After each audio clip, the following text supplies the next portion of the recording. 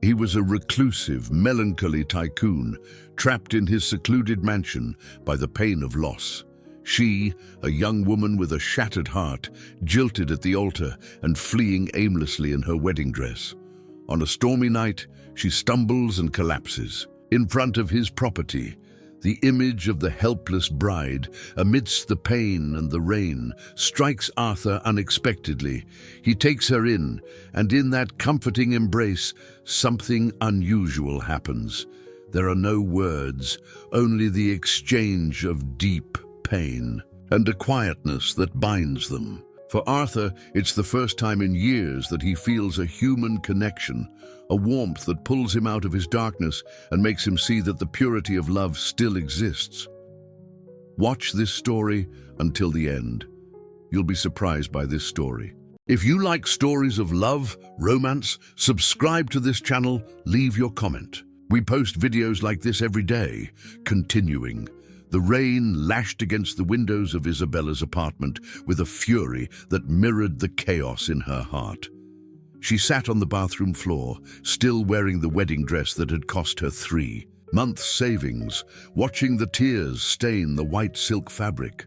Her cell phone wouldn't stop ringing, her mother, her bridesmaids, the guests who were still waiting at the church. But she couldn't answer. She couldn't explain how the man she loved had simply disappeared, leaving only a cowardly note about not being ready and needing time.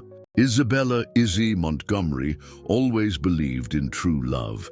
At 28, she worked as a librarian at the local university, lived in a simple apartment downtown, and dreamed of an ordinary but happy life. She had met Ryan during a lecture on American literature, and for 2 years they had built plans together for a modest future but full of love. Today should have been the happiest day of her life. Across town, Arthur Valmont was in his office on the top floor of the corporate building that bore his name. At 37, he commanded an empire of architecture and design that erected skyscrapers across the country. His desk was covered in multi-million-dollar contracts, but his eyes stared at the framed photograph of a woman and a little girl, his wife Marina and his daughter Sophia, killed in a car accident 3 years earlier. Arthur had become a ghost of himself. He lived alone in a mansion in Bel Air, an imposing property surrounded by high walls and gardens that he could no longer appreciate. Work was his only anchor, the only reason to get out of bed every morning. His employees respected him, but also feared him. He had become a cold, calculating man who made decisions based only on numbers and profits. The storm intensified throughout the afternoon. Arthur decided to leave the office early, driving his BMW through the flooded streets towards the solitude of his home. Meanwhile, Izzy finally found the courage to leave the apartment. She couldn't stay there, surrounded by the memories of a life that would no longer exist. She needed to escape, even if she didn't know where to go. With the wedding dress still on and a small backpack on her back, Izzy walked out into the rain. People on the street looked at her with curiosity and pity, whispering theories about the desperate bride who wandered the streets. She walked for hours, aimlessly, until her feet led her to the wealthiest neighborhoods in the city, where the houses hid behind imposing gates. Arthur had just arrived home when he heard a strange noise at the gate. Through the security cameras, he saw a female figure staggering in the rain. Initially, he thought of ignoring it. It wasn't uncommon for beggars or people in distress to try to ask for help on his property. But something in the woman's posture made him look more closely. It was a bride, a drenched bride, clearly lost and desperate, who had stumbled and fallen right in front of his gate. Arthur felt a pang in his chest that he hadn't experienced in years. The scene transported him back to the day of the accident, when he himself had felt lost and abandoned by fate. Against all his instincts for seclusion, Arthur grabbed an umbrella and left the house. Izzy was sitting on the sidewalk, hugging, her knees sobbing uncontrollably. When she raised her face and her eyes met his, Arthur saw a pain as deep as his own. "Are you hurt?" he asked, offering the umbrella. Izzy shook her head, but couldn't speak. The man in front of her was tall, elegant even in casual clothes, with dark hair slightly graying and eyes that seemed to carry the weight of the world. "I can't leave you out here in the rain," Arthur said, extending his hand. "Come on, I'll take you somewhere dry." That's how two broken hearts met in the storm. She fleeing a life that collapsed, he emerging from an isolation that had lasted too many years. Arthur led Izzy through the electronic gate to his mansion, a modern structure with clean lines that contrasted with the lush gardens around it. She walked in silence, leaving a trail of water across the marble floors, still in shock. The interior of the house was impeccable, but cold. Designer furniture, expensive artwork, all perfectly arranged like a showroom. "I'll get some towels," Arthur said, disappearing down a hallway. Izzy remained in the entrance hall, observing the luxurious surroundings. Every detail screamed money and power, from the crystal chandelier on the ceiling to the sculptures she had certainly seen in decor magazines. She felt even smaller, a wet and disheveled intruder in that temple of perfection. Arthur returned with soft towels and a woman's robe. I had kept some clothes," he said, unable to finish the sentence. "The guest bathroom is at the end of the hall. You can change and take a hot shower." "I shouldn't be here," Izzy murmured, finally finding her voice. "I don't know you. You don't know me. This isn't right." Arthur studied her for a moment. Even with her wet hair and smeared makeup, she possessed a natural beauty that disconcerted him. There was something in her eyes, a purity, a vulnerability, that he hadn't seen in a long time. "What is right today?" he replied. "A bride shouldn't be lost in the rain, and a man like me shouldn't be offering shelter to strangers. But here we are." Izzy hesitated, but eventually accepted the towels. When she came out of the shower, wearing the robe that smelled of lavender and luxury, she found Arthur in the kitchen preparing tea. He had changed clothes and seemed more relaxed, although he still maintained a rigid posture. "Thank you," she said, accepting the hot cup. "I'm Isabella Montgomery." "Arthur Valmont," he replied, sitting down at the dining table that could easily seat 12 people. The silence stretched between them, laden with unasked questions. Arthur couldn't stop looking at her, the way she held the cup with both hands, how her damp hair framed her face, how she seemed so small and lost in his enormous house. "Your fiancé?" he asked finally. Izzy closed her eyes. "Left me at the altar, literally bolted before the ceremony even started." Her voice trembled. 2 years together, plans, dreams, and he just disappeared because he decided he wasn't ready for the commitment. Arthur felt an unexpected anger rise in his chest. "What kind of man does that?" "A coward," Izzy replied, surprised by the bitterness in her own voice. "But maybe I was naive. Maybe I forced something that wasn't really there."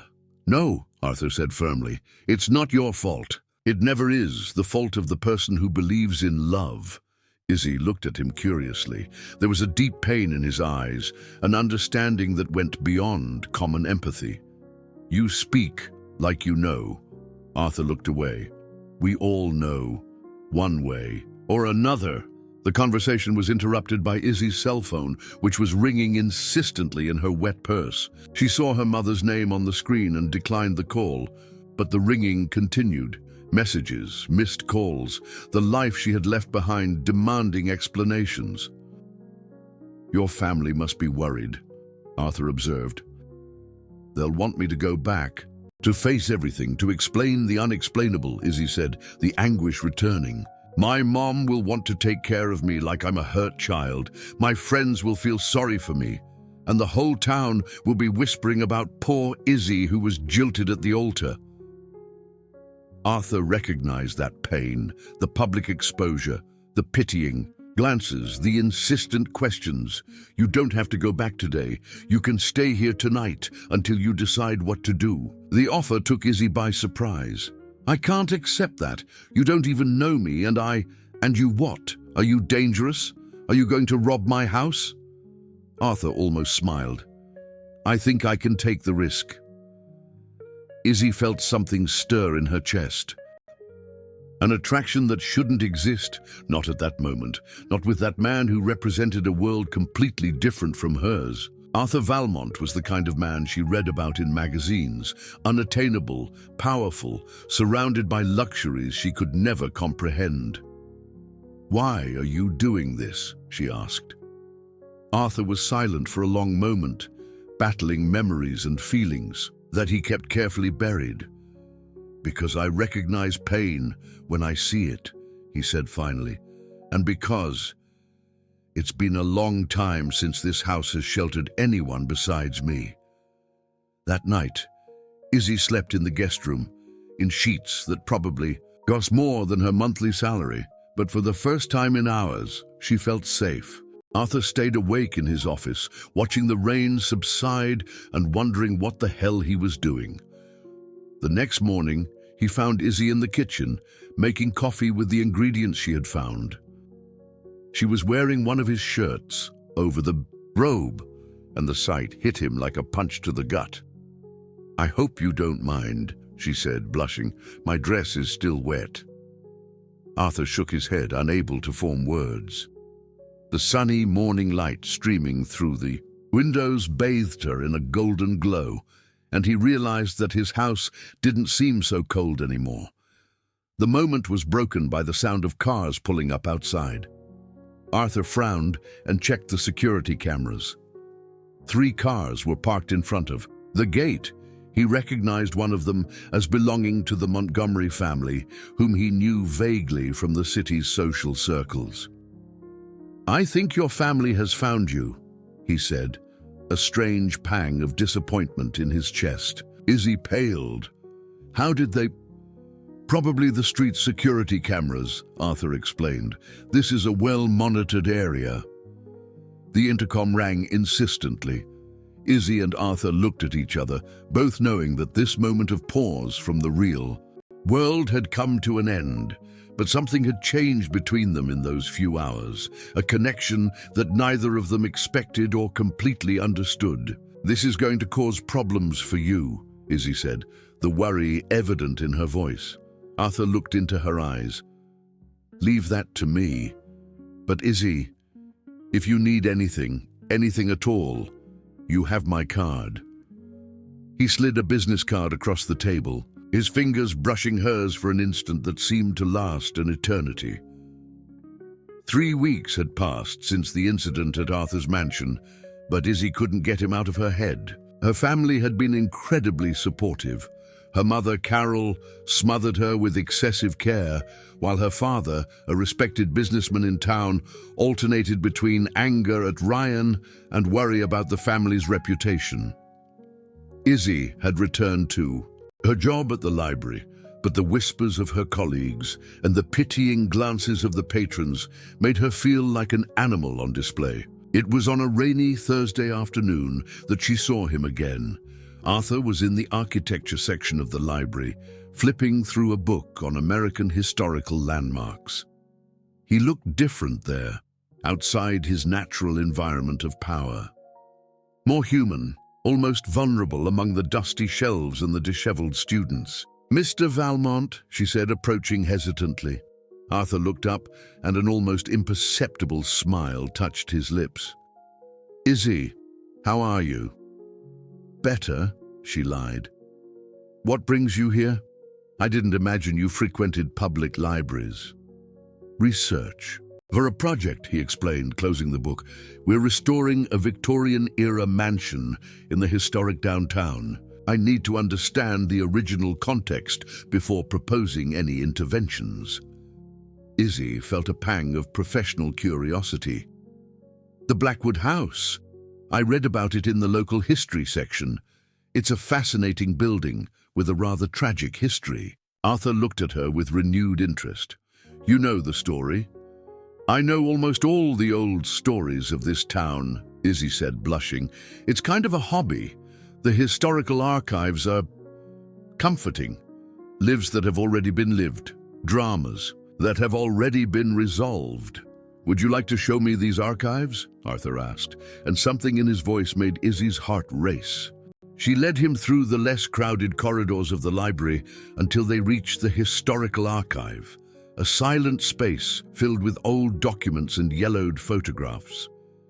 As she explained the history of the mansion, built in 1890 by a prosperous coffee merchant who had lost his entire family in a yellow fever epidemic, Arthur watched her with growing fascination. He never remarried, Izzy recounted, flipping through old photographs. Lived alone in that enormous house until he died 30 years later. They say he kept his wife's room exactly as it was, untouched. Arthur tensed. And do you find that romantic or tragic? Izzy noticed the change in his tone. I think it's human. Sometimes the pain is so great that the only way to honor those we've lost is to preserve their memory exactly as it was. They fell silent, the weight of unspoken words hanging in the air. Arthur turned away from the photographs and walked to the window, observing the city below. My wife and daughter died in a car accident, he said suddenly, without turning around. Marina was taking Sophia to ballet class. A semi-truck lost control on a curve. They died instantly. Izzy felt the air escape her lungs. Arthur, Sophia was 5 years old, he continued, his voice controlled but laden with pain. She wanted to be a ballerina when she grew up. Marina always said she had her grandmother's feet, who had danced at the Lincoln Center before she got married. Izzy approached slowly, as if afraid he would disappear. I'm so sorry. Arthur finally turned to her. You asked why I helped you that night. The truth is that when I saw you there, lost and hurt, it was like looking in a mirror. I recognized the pain of abandonment, even if the circumstances were different. It's not the same, Izzy whispered. What you lost was real, lasting. What I lost was an illusion. Pain is pain, Arthur said, moving closer, and loneliness is loneliness. Regardless of how we got there, Izzy felt tears sting her eyes. How do you cope? How do you wake up every day knowing they're not going to be there anymore? For a long time, I didn't really wake up, Arthur admitted. I just existed. I worked because I had to. I breathed because my body insisted, but I didn't live until that night when I found you. The comment caught Izzy off guard. I didn't do anything. Yes, you did. You reminded me that there are still people in the world capable of feeling deeply, of betting everything on love, even knowing they might get hurt. Arthur gently touched her face. Marina always said I was brave in business, but cowardly in feelings. After she died, I proved she was right. Izzy covered his hand with hers. She wouldn't think that of you now. How can you be sure? Because you saved me that night. Not because you had to save me, but because you chose to save me. And now you're here, sharing your pain with me, being vulnerable with a stranger. Marina would be proud. Arthur pulled her closer, and for a moment Izzy thought he was going to kiss her, but he just rested his forehead on hers, breathing deeply. Izzy, he began, but was interrupted by the sound of footsteps in the hallway. They quickly moved apart when the head librarian appeared at the door. Izzy, there's a man at the front desk asking for you. Said it's urgent. Izzy's blood ran cold when she recognized the description. It was Ryan. Arthur immediately noticed her reaction. Who is it? My ex-fiancé, she said, her voice barely audible. He's back. Arthur felt a familiar anger rise in his chest, the same he felt in business when someone tried to harm his company. But this time it was personal, visceral. Do you want to see him? He asked, struggling to keep his tone neutral. Izzy shook her head, but knew she had no choice. Ryan wouldn't give up easily, and the longer she put it off, the worse the situation would be. "I'll go with you," Arthur said. "No," she replied quickly. "That will only complicate things. Besides, what will people think if they see you with me?" Arthur looked at her intensely. "Since when do I care what people think?" But Izzy was already leaving the archive, leaving him alone among the memories of the past and the uncertainty of the future. Arthur remained there for a few minutes, looking at the photographs of the abandoned mansion and wondering if he wasn't destined to live like that coffee merchant, alone with his memories, unable to move on. When he finally left the library, he saw Izzy across the street, talking animatedly with a tall, well-dressed man. Ryan had the look of someone who always got what he wanted. Easy smile, expansive gestures, the confidence of someone who had never faced true adversity. Arthur watched them from afar, a strange sensation forming in his chest. For the first time in years, he wanted to fight for something that wasn't work or money. He wanted to fight for her. The conversation between Izzy and Ryan in front of the library didn't last long. Arthur watched from afar as she shook her head vehemently, her hands gesturing agitatedly. Ryan tried to touch her several times, but she pulled away, clearly uncomfortable. Finally, she turned her back and started walking quickly in the opposite direction, leaving Ryan standing on the sidewalk with an expression of frustration. Arthur waited for Ryan to leave before following Izzy. He found her at the small coffee shop where she usually had lunch, sitting at a corner table, her hands shaking as she distractedly stirred her sugar. "Can I sit down?" he asked. Izzy looked up, surprised. "You followed me." "I was worried," Arthur admitted, pulling up a chair. "How did it go?" "Terrible," she said, her voice breaking. "He wants me to come back. Said it was a moment of panic. That he realized he loves me, that he wants to reschedule the wedding." Arthur felt his fists clench. "And what did you say?" "That it's too late, that you don't abandon someone at the altar and then come back as if nothing had happened." Izzy wiped away a tear that escaped. "But he won't take no for an answer. He never has." "What do you mean?" Izzy hesitated, then sighed deeply. "Ryan has always been persistent. When we started dating, I said no several times before agreeing to go out with him. He would show up at my work, send flowers, wouldn't stop until I gave in. I thought it was romantic at the time." Arthur felt a chill run down his spine. "And now I realize that he didn't see me as a person with my own will, but as a trophy to be won, and trophies don't have the right to say no." As if summoned by the conversation, Ryan appeared at the door of the coffee shop. His eyes scanned the room until he found Izzy, and his expression hardened when he saw Arthur sitting with her. "Izzy, we need to talk," he said, approaching the table uninvited. "Alone." "We've already talked," she replied firmly. "And I've already said everything I had to say." Ryan finally looked directly at Arthur. "And you are?" "Arthur Valmont," Arthur said, standing up. Even sitting, he was already imposing, but standing with his 6'1" height and broad shoulders, he dominated the space. Recognition flashed in Ryan's eyes. Everyone in town knew the name Valmont, the company, the fortune, the power.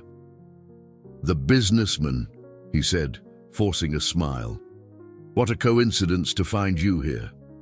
"It's not a coincidence," Arthur said calmly. "I came to check if Izzy was okay." Ryan raised an eyebrow. "How kind of you to worry about another man's bride." "Ex-bride," Izzy corrected quickly. "And ex-fiancé." "Ryan, please just leave." "Not until we talk properly. Izzy, you're making a mistake. We've been together for 2 years. We have a history, plans." "You destroyed our plans when you ran from the church," Izzy said, her voice rising. People in the coffee shop started to stare. Ryan noticed the unwanted attention and lowered his tone. "It was a moment of weakness. Everyone is entitled to a mistake. Not this kind of mistake, Arthur interjected. A real man doesn't abandon the woman he loves on the most important day of her life. This is none of your business, Ryan said, the mask of politeness slipping. This is a private conversation between me and my bride. She's not your bride, Arthur said, stepping forward, and from what I understand, she doesn't want to be anymore. Ryan stepped closer to the two men, now face to face. Be careful, Valmont. You may have money, but that doesn't give you the right to interfere in other people's lives. Just as you don't have the right to harass a woman who has already said no. The tension in the coffee shop was palpable. Izzy stood up quickly, placing herself between the two men. Stop it! You're making a scene. At that moment, a man with a camera appeared at the window of the coffee shop, clearly taking pictures of the confrontation. Arthur immediately recognized the reporter, Chet Harding, a gossip columnist who specialized in scandals involving high society figures. Shit, Arthur muttered. Ryan followed his gaze and saw the photographer. A malicious smile spread across his face. Well, looks like our conversation is going to make the news. Billionaire tycoon fights over jilted bride. What an interesting headline. Izzy paled. No. Let's get out of here, Arthur said, taking her arm. But Ryan blocked the way. Not so fast. Izzy, do you really want the whole town to know that you're being consoled by the richest man in the region? What kind of consolation is he offering exactly? Arthur lost his patience. In a quick movement, he grabbed Ryan by the shirt and pinned him against the wall. Take it back. Arthur, no, Izzy cried. But it was too late. The photographer outside snapped a series of photos. Arthur holding Ryan, Izzy trying to separate them, the whole dramatic scene captured in sharp detail. Ryan smiled even as he was pressed against the wall. Perfect. Now it's going to be even more interesting. Violent tycoon terrorizes ex-fiancée of his mistress. Arthur released him abruptly, realizing that he had fallen into a trap. Ryan had provoked exactly this reaction, knowing that it would be photographed. Izzy, Ryan said, adjusting his shirt, you have a choice to make. You can come back to me, to a normal and respectable life, or you can continue to be the pastime of the widowed billionaire. But know that everyone will know about it by tomorrow. He left the coffee shop whistling, leaving Arthur and Izzy alone with the weight of what had just happened. Oh, God, Izzy whispered, sinking into her chair. My family, my job, the whole town will know. Arthur knelt beside her. Izzy, I'm so sorry. I shouldn't have lost control. Why did you do that? She asked, her eyes welling up. Why did you expose yourself like that because of me? Arthur was silent for a long moment, knowing that his answer would change everything between them. Because I can't stand seeing anyone hurt you. Because when he talked about you like that, I felt an anger that I haven't felt in years. Because what? Arthur looked into her eyes, knowing that there was no turning back. Because I'm falling in love with you, Izzy, and I couldn't stand by and watch him try to force you back. The silence that followed was broken by the ringtone of Izzy's cell phone. It was her mother, and from the worried tone of voice that she could hear even without answering, Arthur knew that the photos were already circulating. Everything had changed in a matter of minutes. There was no more pretending that they were just two acquaintances who met by chance. Now they were at the center of a scandal that could destroy both of their reputations.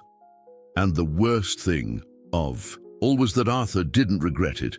For the first time in 3 years, he had felt something beyond pain and emptiness, even if it cost him everything.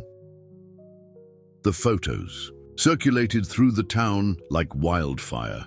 In less than 24 hours, they were in every group chat, social media, and in the gossip column of the local paper. Tycoon Arthur Valmont, in brawl over jilted bride, was the main headline, accompanied by sordid speculation about the nature of the relationship between them. Izzy didn't leave her house for 3 days. Her mother, Carol, alternated between crying spells and fits of anger, while her father paced the room like a caged lion, muttering about the family's honor and what the neighbors will think. "How could you be so naive, Izzy?" Carol said. "For the 10th time that morning. You barely got rid of one scandal and already got yourself into another one even worse. And with Arthur Valmont no less. A man who is out of your reach and who is obviously taking advantage of your vulnerability."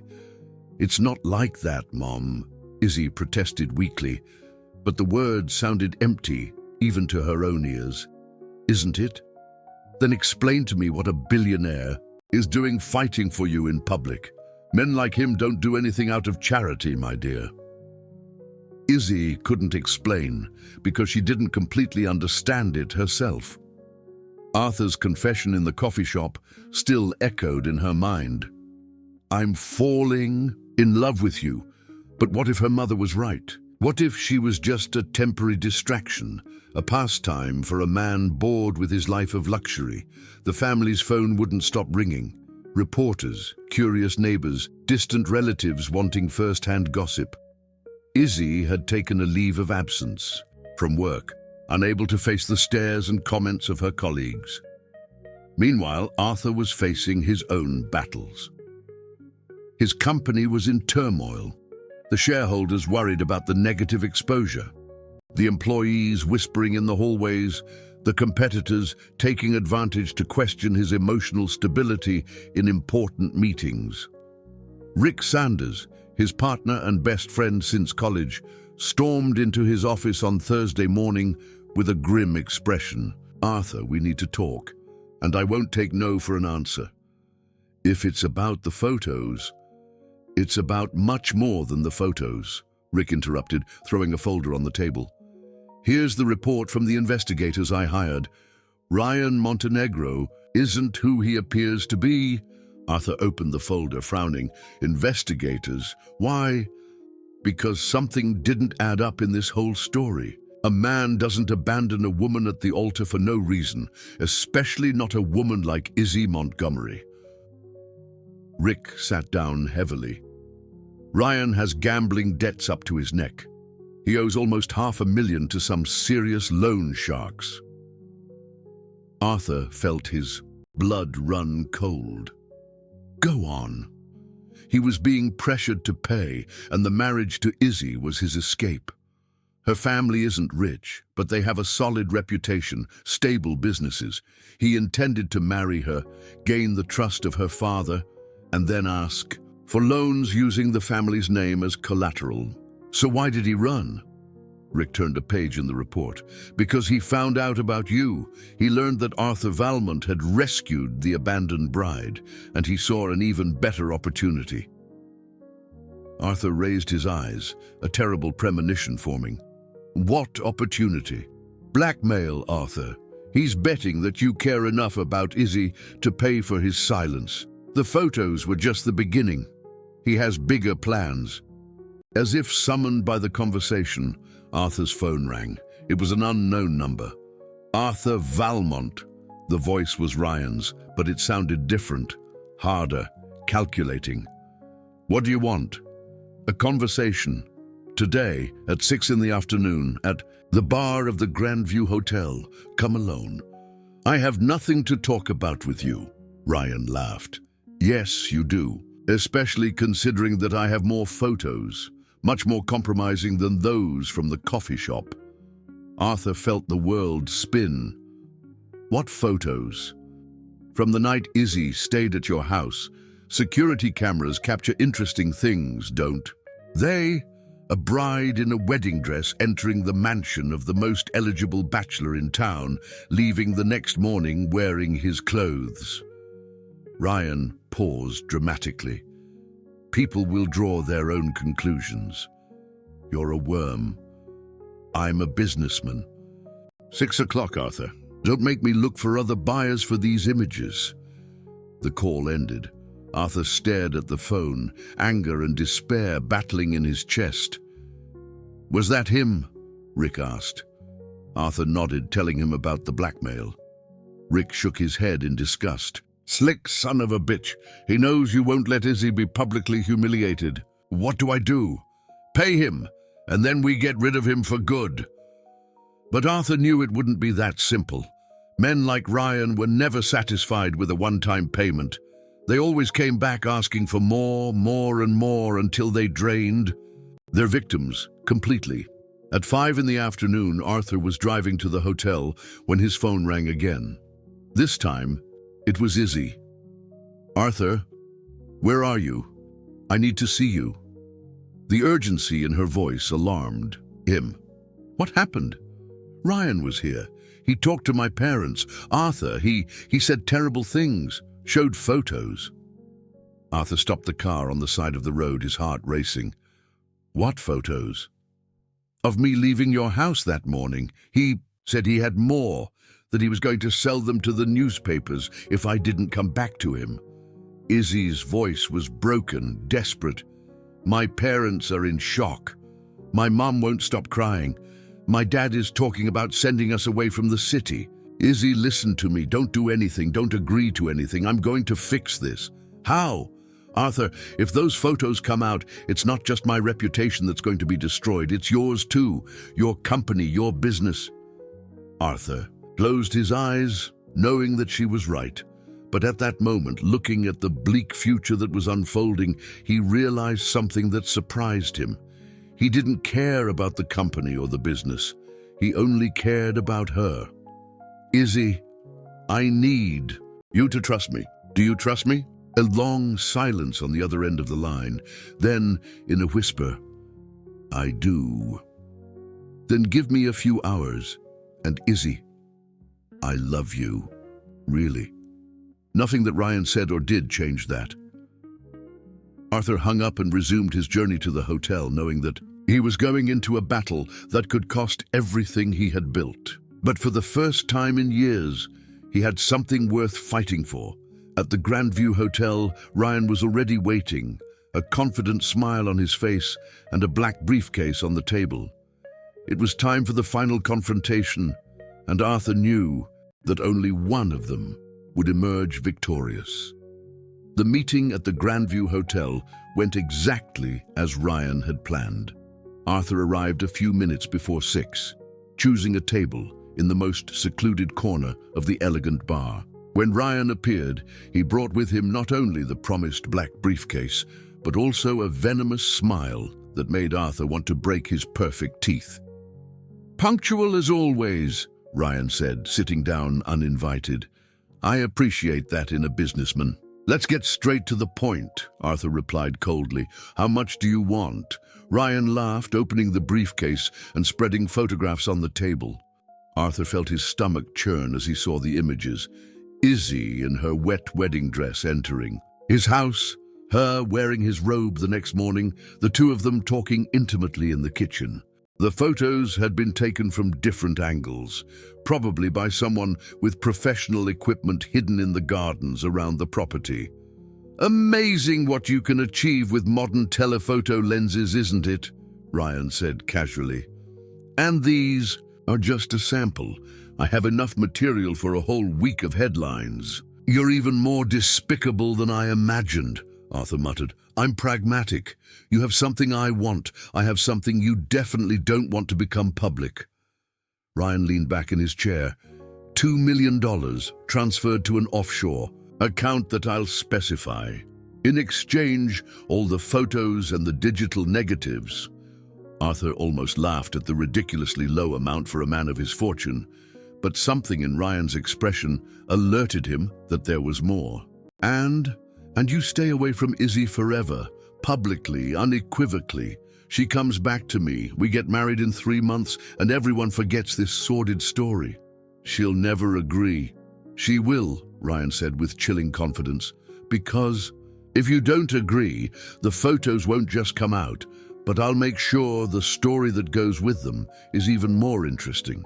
How the naive librarian sold herself to the billionaire widower in exchange for a life of luxury." Arthur stood up, abruptly, the chair scraping on the marble floor. "You have no right." I have the right that money buys, Ryan interrupted, and unlike you, I have no scruples about how to use that right. Before Arthur could respond, his phone vibrated with a message. It was a link to the website of the largest newspaper in the region. With trembling hands, he clicked. The headline made his world collapse. Exclusive. Billionaire tycoon and jilted bride in secret rendezvous. Photos reveal scandalous affair. The first photos were already online, the least compromising, but enough to destroy any chance of Izzy maintaining her dignity. The text of the report was even worse, insinuating that the relationship had started long before the frustrated wedding, painting Izzy as an opportunist who had used Ryan to get to Arthur. "Surprise," Ryan said, clearly enjoying Arthur's shock. "I changed my mind about the negotiation. The photos have already started circulating, but I can still stop the second wave, the really compromising ones." Arthur could barely breathe. "You said we were going to negotiate first." "I lied, just like I lied about the street security cameras leading me to your house that night. In fact, I followed her. I was waiting for an opportunity exactly like this for months." The truth hit Arthur like a punch to the gut. "You planned everything. The abandonment at the altar, everything." "Of course I planned it. Izzy was never going to let me get close to men like you if we were married. But an abandoned bride, vulnerable, desperate, she became the perfect bait." Ryan put the photos back in the folder. "And it worked better than I expected. You actually fell in love with her." Arthur's phone began to ring incessantly. Rick, journalists, company shareholders. He turned it off, but he knew it was too late. The story was already spreading like a virus on the internet. "How long do I have before the other photos come out?" Arthur asked, defeated. 24 hours, enough time for you to make the right decision and stay away from her publicly." A press conference declaring that it was a misunderstanding, that you're just acquaintances, that you were just being charitable to a woman in need. Arthur imagined Izzy seeing the photos, reading the articles, being humiliated in front of the whole town. He imagined her family, her co-workers, the pain and shame in their eyes. "And if I don't do the press conference?" Ryan smiled. "Then, tomorrow, the whole region will know exactly what you did that night, and I can guarantee that my version of the facts will be much more creative than the reality." Arthur left the hotel without giving an answer, but both knew that Ryan had won. As he drove through the streets of the city, he could see people in cafes and restaurants looking at their phones, whispering, pointing. His BMW went unnoticed. No one expected that the protagonist of the scandal himself would be driving through the streets like an ordinary person. When he got home, he found 15 missed calls from Izzy. He didn't have the courage to return any. The next morning, Arthur woke up to the insistent sound of the doorbell. It was Izzy, standing at his door, with her face swollen from crying, and a fierce determination in her eyes. "Why didn't you answer my calls?" she asked as soon as he opened the door. Arthur couldn't look her in the eyes. "Izzy, you shouldn't be here. It's only going to make things worse." "Worse how? My life is already destroyed, Arthur. I lost my job, my family is being harassed by reporters, and half the town thinks I'm a prostitute disguised as a librarian. I'm going to fix this." "How?" Izzy entered the house, uninvited. "I saw that you scheduled a press conference for this afternoon. You're going to deny everything, aren't you? You're going to say I'm just an acquaintance, a woman you helped out of charity." Arthur finally faced her. "It's what I need to do to protect you, by lying about us, by denying that there's something real between us." "Is there?"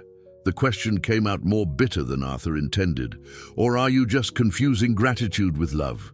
Financial security with feeling?" The slap that Izzy gave him echoed through the empty house. "How dare you? How dare you question my feelings after everything we've been through?" "Because maybe your mother is right," Arthur said, the words coming out like poison from an infected wound. Maybe you're too young and naive to understand the difference between love and convenience. Izzy recoiled as if she had been physically struck. You don't believe that, don't I? Then explain to me why a 28-year-old woman, intelligent and beautiful, would fall in love with a bitter 37-year-old widower in less than a month. Explain to me why, of all the men in the world, you would choose the most complicated, the most damaged. Because you saved me, Izzy whispered, tears streaming down her face. Because when everyone looked at me with pity, you looked at me as if I was strong. Because you showed me that pain is not shame, that losing doesn't make us less worthy of love. Arthur closed his eyes, each word of hers like a blade in his chest. And I destroyed all of that. Your reputation, your family, your job, all because I was too selfish to stay away. Arthur, go away, Izzy. Go back to Ryan, marry him, be happy, forget I exist. No, go away, Arthur shouted, the pain finally exploding. You deserve a normal life with a normal man who can give you a family, a clean reputation, a future without scandals. I've only offered you problems since day one. Izzy looked at him for a long moment, as if trying to memorize his face. Then, with the dignity that had always characterized her, she turned and walked towards the door. You're right about one thing, she said without turning around. You really are a coward, worse than Ryan, because at least he never pretended to love me. The door closed behind her with a soft click that sounded like a shot in the silence of the mansion. Arthur collapsed on the sofa, burying his face in his hands, knowing that he had just destroyed the only good thing that had happened in his life since the death of Marina and Sophia. 3 hours later, he was in front of the cameras, denying any romantic relationship with Izzy Montgomery, describing her as an acquaintance in need to whom he had offered help out of Christian compassion. The words came out mechanical, empty, while inside he died a little with each lie. Ryan watched the press conference from a nearby bar, smiling like a satisfied predator. In 2 days, he'd be asking Izzy to marry him again. And this time, she wouldn't have a choice but to accept. A week had passed since Arthur's press conference, and Izzy hadn't left the house once. She spent the first 3 days in her room, alternating between crying spells and a numbness that frightened her. But on Thursday morning, something changed. Maybe it was the way her mother came into the room with the breakfast tray and looked at her with a mixture of pity and disappointment. Or maybe it was the fact that Ryan had shown up at the house 3 times offering forgiveness and a fresh start. Get out of this bed, she said to herself, observing her reflection in the mirror. The woman who stared back had swollen eyes and disheveled hair, but there was something different in her expression, a determination that hadn't existed before. Izzy took a long shower, put on her best clothes, and went down to the kitchen where she found her parents having coffee in awkward silence. Good morning, she said, pouring herself coffee as if it were a normal day. Carol looked at her in surprise. Izzy, dear, are you feeling better? I am, she replied, sitting down at the table. And I need to talk to you. Actually, I need you to really listen to me. Her father, John, lowered the newspaper, which coincidentally had a small note about the end of the Valmont Montgomery scandal, and looked at her attentively. Dad, you always taught me that when someone attacks us, we have 2 choices. Lower our heads or fight. Throughout this week, I lowered my head, but I'm not going to do that anymore.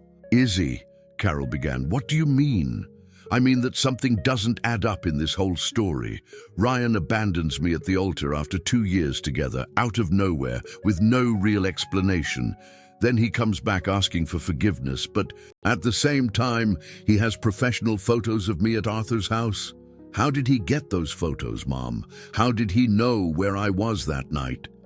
John frowned. What are you insinuating? That he planned everything.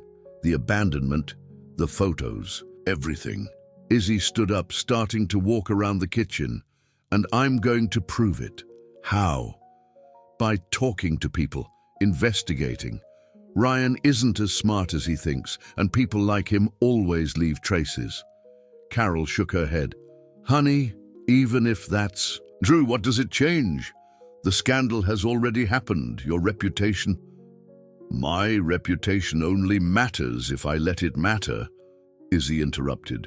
And as for Arthur, he may have hurt me, he may have doubted my feelings, but I don't believe he's capable of lying about his. Not the way he looked at me. That afternoon, Izzy began her investigation. First, she went to the atelier, where she had ordered her wedding dress. The seamstress, Mrs. Rodriguez, received her with a mixture of curiosity and compassion. Good to see you on your feet, dear, the older woman said. This whole story was terrible. Mrs. Rodriguez, do you remember Ryan coming here at any time? Maybe asking about the dress, about the preparations? The seamstress thought for a moment. Now that you mention it, yes, he came here a few weeks before the wedding. Said he wanted to make sure everything was perfect for you.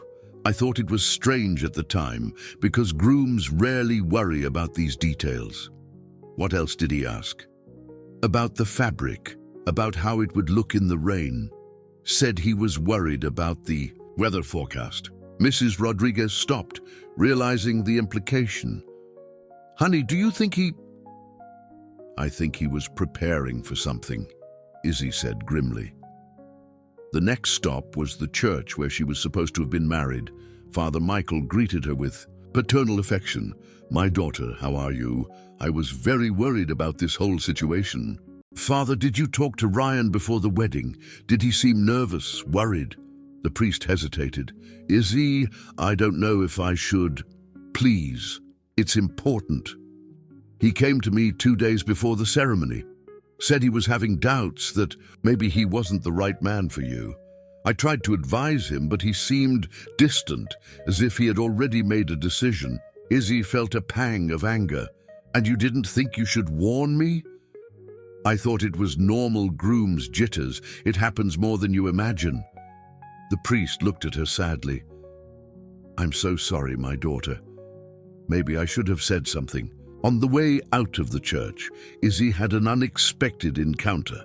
Rick Sanders, Arthur's partner, was standing next to a black car, clearly waiting for her. Miss Montgomery, can we talk?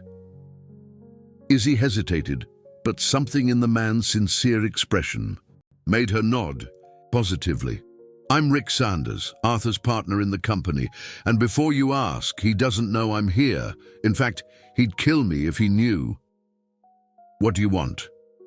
Rick opened the car door. I want to show you something that might interest you.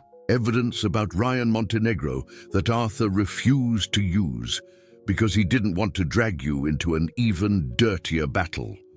For the next 40 minutes in Rick's office, Izzy saw her life of the last 2 years in a completely new perspective. Investigator reports showed Ryan's gambling debts, his contacts with loan sharks, even photographs of him talking to a known paparazzi, clearly planning the ambush at the coffee shop. He used you from the beginning, Rick said. The wedding, the abandonment, the photos, it was all part of a plan to blackmail Arthur, and it worked. Why didn't Arthur show me this? Because he loves you, Rick said simply. And because men in love make stupid choices thinking they're protecting those they love. Izzy studied the evidence, feeling a mixture of anger and determination grow in her chest. Where is Ryan now? Probably planning how to spend the $2 million he extorted from Arthur. Oh, you didn't know? Arthur paid, in exchange for Ryan disappearing from your life forever. He paid. Izzy felt the world spin. When? Last night. Ryan must be preparing to leave town. Izzy stood up abruptly. Not if he talks to me first. Ms. Montgomery, what do you intend to do? For the first time in weeks, Izzy smiled, a fierce smile that Rick recognized as being very similar to what Arthur used in the most complicated deals. I'm going to do what I should have done a long time ago. I'm going to fight. That night, Izzy called Ryan, feigning a defeated and vulnerable voice. "Ryan, it's me, Izzy. Do you still want to talk?" "Izzy!" The surprise and satisfaction in his voice were evident. "Of course I do. Where do you want to meet?" "At the same coffee shop where it all started. Tomorrow at 8 o'clock at night." "It will be a pleasure," Ryan said, and she could hear the victorious smile in his voice. After hanging up, Izzy called another number. "Chet? Chet Harding. It's Izzy Montgomery. Remember me? I want to offer you an exclusive, the real story behind the scandal, but it needs to be exactly as I ask." The next morning, Izzy woke up knowing that this would be the day she would reclaim her life. And if everything went right, maybe she would also recover the man she loved, even if she first had to prove to him that she was strong enough to fight for both of them. Arthur had no idea what was coming. In his empty mansion, he believed that Izzy was safe away from him, that Ryan had left their lives forever, and that his sacrifice had been worth it. He was about to discover how wrong he was. The coffee shop was fuller than usual on Friday night, but Izzy had purposefully chosen a table in the center, clearly visible. She arrived 15 minutes before the scheduled time, wearing a simple, blue dress that enhanced her eyes, and waited with a calmness that would have surprised anyone who knew her in recent weeks. Ryan appeared punctually at 8, bringing flowers and a confident smile that would soon turn into his undoing. He didn't notice the man with the discreet camera sitting 3 tables behind, nor did he realize that Izzy was wearing a small recorder, hidden in the brooch of her dress. "Izzy, you look beautiful," he said, kissing her hand with theatrical exaggeration. "I knew you'd make the right choice." "Sit down, Ryan," she said calmly. "We have a lot to talk about." "We do indeed. First, I want you to know that I forgive everything. Your adventure with Valmont, the public humiliation, everything. I'm willing to start over from scratch." Izzy tilted her head, feigning consideration. "That's very generous of you, especially considering that you orchestrated everything." Ryan's smile faltered for a fraction of a second. "What are you talking about?" "I'm talking about your plan, Ryan. Very well elaborated, I must admit. Abandoning me at the altar to leave me vulnerable, following me to Arthur's house, hiring a photographer to document everything." Izzy pulled a folder from under the table, and then blackmailing one of the richest men in town. Ryan tried to maintain his composure, but his hands began to tremble slightly. "You're delusional. The abandonment was a moment of weakness, and as for the photos that you planned 3 weeks in advance, talking to Chet Harding about a golden opportunity, paying $5,000 for professional photos." Izzy opened the folder, revealing photographs of Ryan talking to the paparazzi. "Or do you think I wouldn't find out that you sold your gambling debts to loan sharks to finance this operation?" Ryan's face lost all color. "How did you find out?" "Because unlike you, I have real friends, and because men like Arthur Valmont don't get where they are by being naive. He investigated you, Ryan. He knew everything from the beginning. If he knew, why did he pay? Because he truly loves me. Because he preferred to sacrifice $2 million and his own happiness rather than see me being publicly humiliated." Izzy leaned forward. "Something that you would never understand because you're incapable of loving anyone besides yourself." Ryan looked around nervously, finally realizing that he had fallen into a trap. "What do you want?" "Justice and the truth." Izzy took the recorder off her brooch and placed it on the table. "I want you to confess everything. The planned abandonment, the blackmail, everything. And then I want you to disappear from my life forever. And if I don't do that..." Izzy smiled coldly. "Then the evidence I collected goes straight to the police. Extortion and blackmail are serious crimes, Ryan. You can exchange the $2 million you stole from Arthur for a few years in prison." Ryan was silent for several minutes, calculating his options. Finally, realizing that he was cornered, he began to speak. He confessed the premeditated abandonment, the hiring of the photographer, the blackmail. Each word was recorded, each detail documented. When he finished, Izzy turned off the recorder. "Thank you. Now you're going to leave this town and never come back. If I find out that you've tried to contact Arthur or my family, if your name appears anywhere related to ours, I swear you'll regret it." Ryan stood up, staggering, the confident man from an hour ago now looking like a scared boy. "Izzy, you don't understand. You don't need anything besides disappearing," she interrupted. "And take this as advice. The next time you try to destroy someone's life, make sure she's not stronger than you imagine." Ryan left the coffee shop without looking back, knowing that his life in the city was over. Izzy sat for a few more minutes, feeling an immense weight lift off her shoulders. The first part of her mission was complete. The second would be much more difficult. Arthur was in his office at the mansion when he heard the sound of the doorbell. It was almost 10 at night, and he wasn't expecting anyone. Through the intercom, he saw Izzy standing at the gate, and his heart raced uncontrollably. "Izzy, what are you doing here?" "I need to talk to you. It's important." Arthur hesitated. Seeing her again would be torture, but something in her voice made him open the gate.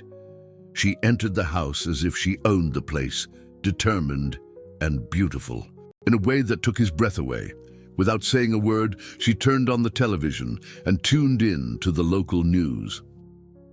In a surprising twist in the case that shocked the town, Ryan Montenegro confessed today to having orchestrated an elaborate blackmail scheme against businessman Arthur Valmont, using his ex-fiancée Izzy Montgomery as bait. The recordings, obtained exclusively by our news, reveal shocking details.